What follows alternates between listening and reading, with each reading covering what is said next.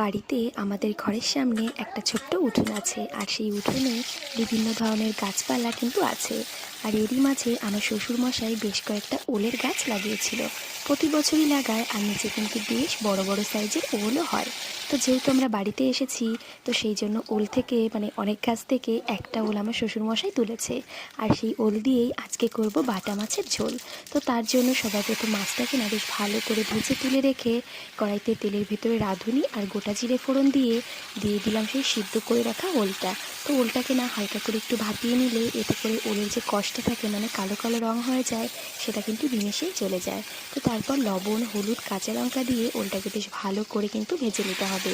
আর ওল যেহেতু আজকেই তোলা হয়েছে একদম সাজো সাজো ওল, সেজন্য এটা সিদ্ধ কিন্তু খুবই তাড়াতাড়ি হয়ে যাবে। তো পরিমাণ মতন ঝোলের জন্য জল দিয়ে দিয়েছি, আর ঝোলটা বেশ ভালো করে ফুটে উঠলে ভেজে রাখা মাছটা কিন্তু দিয়ে দিলাম।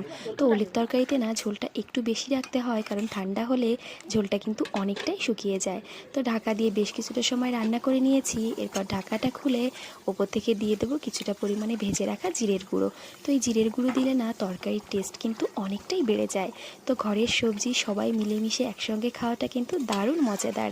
তো আমরা বাড়িতে আসলে পারে না সমস্ত রকম সবজি টবজি রেখে দেওয়া হয়, আর আমরা আসলে পারে তখন আমরা সবাই মিলে একসঙ্গে সেটা খাই।